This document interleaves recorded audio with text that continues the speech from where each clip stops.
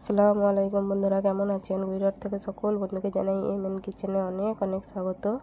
আজ আমি আপনাদের এক অন্যভাবে ডিম রান্না করে দেখাবো। তার জন্য এখানে দেখুন আমি কড়াতে ডিমগুলো আগে ভেজে নিচ্ছি। এই দেখুন ডিমটা দিয়ে দিয়েছিলাম, তাতে নুন দিয়ে আমি ডিমটাকে ভেজে নিলাম। এই দেখুন ডিমটা ভাজা আমার হয়ে গেছে, আমি ডিমটাকে তুলে নিলাম। এইভাবে আমি সবকটা ডিমকে ভেজে নিয়েছি। এই দেখুন তারপর সেই কড়াতেই আমি আবার তেল দিয়ে দিলাম, তাতে তেজপাতা, শুকনো লঙ্কা, একটা কাঠ ও একটা এলাচ দিয়ে দিলাম।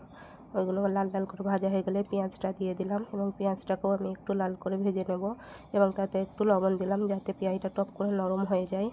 এই দেখুন পেঁয়াজটা আমার ভাজতে থাক, ততক্ষণ আমি একটা আটা চাকিয়ে নিয়েছি। তাতে 2 চামচ আমি সাদা তিল ও 2 চামচ পোস্ত নিয়েছি, নিয়ে আমি ভালো করে বেটে নিচ্ছি।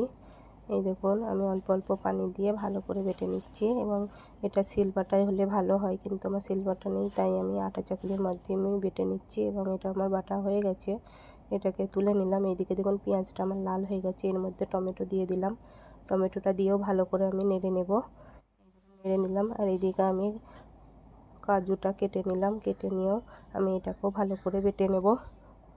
আমি এটাকেও ভালো করে দেখুন বেটে নিচ্ছি, এবং এটাও আমার প্রায় বাটা হয়ে গেছে। আমি এটাকেও তুলে নিলাম। এদিকে দেখুন আমি ভালো করে টমেটো পেঁয়াজটাকে ভালো করে মিক্স করে নিলাম, দিয়ে এদিকে আমি মশলাটা দিয়ে দিলাম। মশলার মধ্যে ধনে জিরে গুঁড়ো, লঙ্কার গুঁড়ো ও লবণ ছিল। এটাকে ভালো করে মশলাটাকে আমি কষিয়ে নিলাম। এরপর আমি আদা রসুনের পেস্টটা দিয়ে দিলাম, দিয়েও আমি ভালো করে এটাকে কষিয়ে নেব।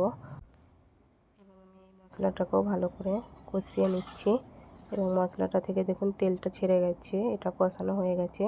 এরপর আমি বাটা মশলাটা দিয়ে দিলাম, দিয়ে একটু পানি দিলাম, বাটিটা ধুয়েই পানিটা দিয়ে দিলাম, দিয়ে ভালো করে আবারও কষিয়ে নেব এটাকেও।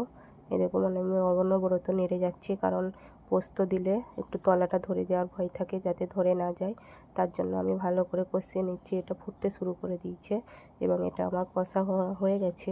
আমি এরপর এটাতে পানি দিয়ে দেব, দিয়ে ভালো করে মিশিয়ে নেব। এই দেখুন আমি পানি দিয়ে দিলাম, দিয়ে ভালো করে আমি এটাকে মিশিয়ে নিলাম। এরপর আমি ডিমগুলো একটা একটা করে দিয়ে দেব।